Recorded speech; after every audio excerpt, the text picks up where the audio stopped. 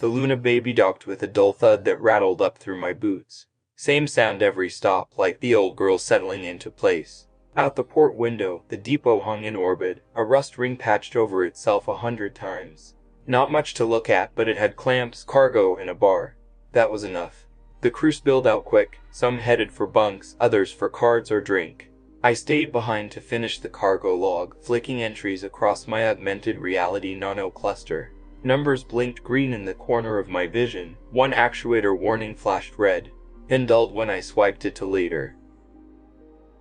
The station ring hit me with its usual mix of hot soy, grease and rust. Neon signs flickered promises in half a dozen alphabets. Some were real, others just cluster feeds pasted over bare plating.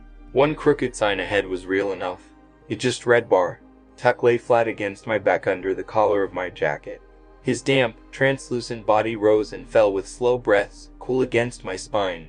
He was resting after a long day of stealing cinch apples and fussing over the scraps he called a nest. Yeah, I muttered, just a drink. I headed down the corridor, not looking for company, just a corner seat and a glass to pass the hours. The bar was larger than most ports on our loop, though I'd been here a few times before.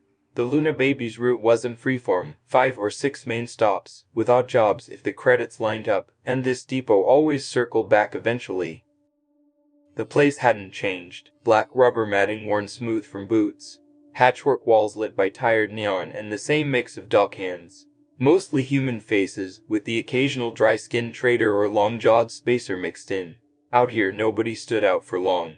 The stools were bare metal, no pads, and the chairs weren't better. The counter looked welded from scrap panels, every shade of steel you could imagine. Behind it worked S0T4RW, nicknamed Softbot by the regulars. A cousin line Popbot, retooled for bar service. He moved with stiff precision, clamp hand sliding mugs without spilling a drop. Conversation flowed around him, but he never joined in. I took a stool near the end of the counter back to the wall. Tuck settled against me, his weight steady. A small shift reminded me of what I already knew. Don't forget food. Most of the regulars didn't bother turning when he spoke. They'd all heard it before. The stocky one with bark-colored skin and tubbed ears was a fixture here. I'd seen him every time the Luna baby looped through this depot. Same loose jumpsuit, same stitched badge on his chest, same mug in hand. He carried himself like someone important back home. Here, folks just called him Napp the Yap. He eyed me sharp even through the drink. You one of the Gray's pets. His voice was loud enough to draw a glance or two, but no one cared. I am, he said, raising his mug in mock salute. Then his grin hardened.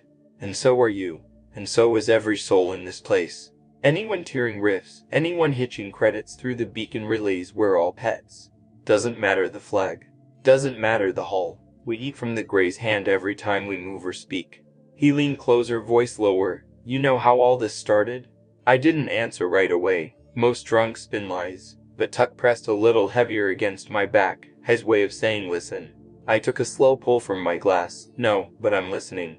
Napp's grin softened. He set his mug down with a heavy clink. The Greys didn't conquer with fleets. They didn't burn worlds. They didn't need to.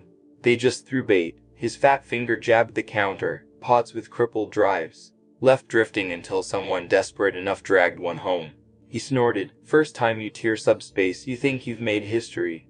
But all you've done is ring the dinner bell. That riff leaks a bubble into the dark, racing at light speed, and when it brushes a beacon, they know you're alive. Doesn't matter if it takes decades or centuries, the beacon always catches it. And then they come. His hand swept the counter like a net closing, not with chains. With upgrades, drives that run smoother, safer, longer. You take it because you need it. And once you do, you're theirs. No one's cracked their code. Every ship through Subspace, every message through the relays, it all runs on their leash. That's their empire, not armies, not banners, dependence. Napp snorted again, shaking his head. And it's not just drives and beacons. They've got another trick. Propaganda. The Greys paint whole races the way they want them seen. Call a people useful, and suddenly everyone's tripping over themselves to trade with them. Call a people savage and no one will stand at their side. He leaned in, eyes narrowing. You humans. Hal, you're the best example. Out there, every beacon feed runs the same line. Dumb, violent. Too stubborn to trust. Me? I've been around your kind long enough to know that's a lie. Not true for most of you. Not true for most anyone. but the Greys cover over the truth when it suits them. Exploitation's easier when nobody believes in you. He sat back, gave a humorless laugh. That's how they keep us all apart. Keep warriors from building alliances, keep workers from asking questions, divide us, weaken us, and call it order. Napp swirled the last of his drink, gaze heavy. Right now they let us think we've got choices. Fly where we want, trade how we want, curse their name all we like. But one day, he pointed his mug at the room, steady for the first time. One day they won't bother pretending. When the last out spaces are mapped, when every voice sings through their relays, it'll be full control, order, top to bottom. Every crew, every world, every child born under a beacon sky will do what the Greys tell them, inevitable.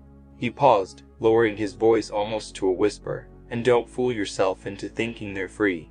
Greys thought they were gods once, tried to climb higher, something higher still noticed.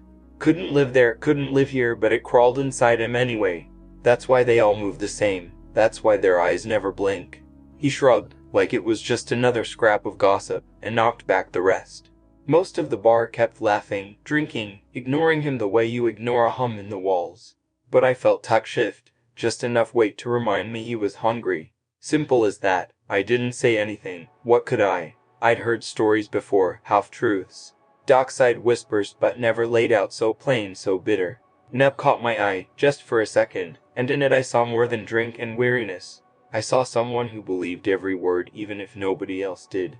Then he turned back to his mug, waiting for Subspace to refill it. Like nothing had passed between us at all, I pushed off the stool, left a credit on the counter, and stepped into the corridor. The neon buzzed overhead, same as always, but as I walked back toward the Luna baby, Tuck nudged against me again, a steady press. Food first, the rest, the Greys. The leash, the higher thing riding them, that would stick with me whether I wanted it to or not.